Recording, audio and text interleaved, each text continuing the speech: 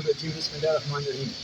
زه خو دا الف خان صداقت ستاسو ټولو شکریه ادا کوم د څونو چې راغلل چې خپل د پارټۍ د مشرانو کوم د رابطه کمیټې د ملګري دي دومره د 63 62 چیرمن اظهر خان دی نو ټول شکریه ادا کوم چې په شارټ نوټس باندې راغلی. دا زمونږ مخکې دې صاحب سره یو میټینګ شوی په 400 کې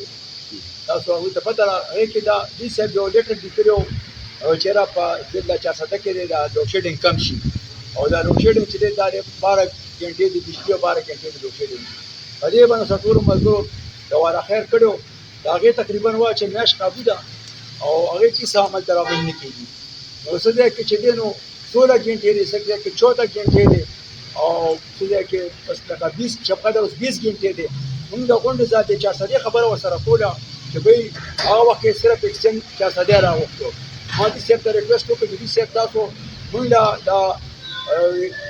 شفقت ایکسچینج سره دغه کېده که زمونږ نیمه دغه چې کومه ده دا شفقت در سره ده نو چې هغې کې څه دغه ونه شو پیچرت ونه شو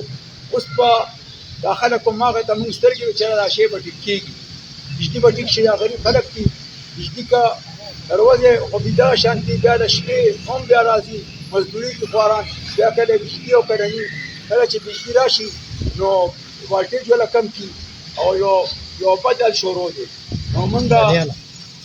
دې لپاره دا چې د پی پی چې کومه ده دې مرګ را پاسې ده او دا په سلام کړ چې دا زمونږ د اواز افتنی مکه چاو نه ریدو موږ را پاسو او د دې څخه راوي چې څه خبره څوک نه مانی ته موږ سره پرې احتجاج کې وکینې دغه چې ستاسو څوک نه مانی دا کړو چې هغه شانتي خپل دغه باندې لګیا دي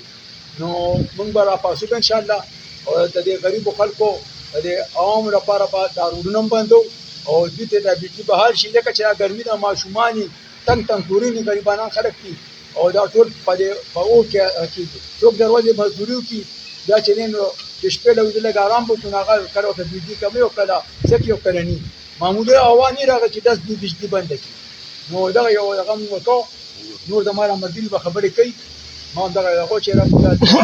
دا بجلی چې کوم مسله ده دې باندې برا پاسو ان شاء الله او د عوامو سره بوزيګو او عوامو ته دا خواست کو چې مونږ کادر په مهرباني کې راوځي او مستقبل لپاره په میدان ته راوځي تاسو هم بوزي سره ان شاء الله. جاوید حسین تاسو چې کومه اي پي سي جوړه شوی و په 400 کې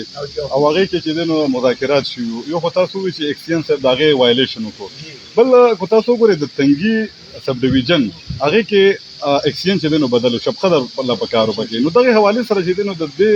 وضاحت کولای شي خو نه ما چې تاسو چې ما په هغه وخت کې مو زموږ ملګری ناس دي احمد خانم دي دیان بندي ما هغه وخت کې مو چې دې څه په چې موږ خو دا شپه ډیرکشن پکار دي دې څه ما ته چې دا هغه پروګرام ته سیټ کومه او دا نو د پروګرام څه دغه ونه شو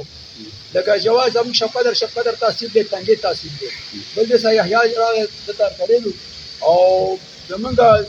څه مندنه ورچن چې دا په بل یو اشعار اختری مردان سیټ کوي دا ټول مرګري به خپل خبرې کوي او دا دغه د دې سپټ چې راځي موږ خلک تاسو انتظار چې تاسو چې شپه دې څنګه به دې مدام او هغه سره په تاسو کې نه او تاسو لپاره دا تحصیل او شپه تحصیل کوم کار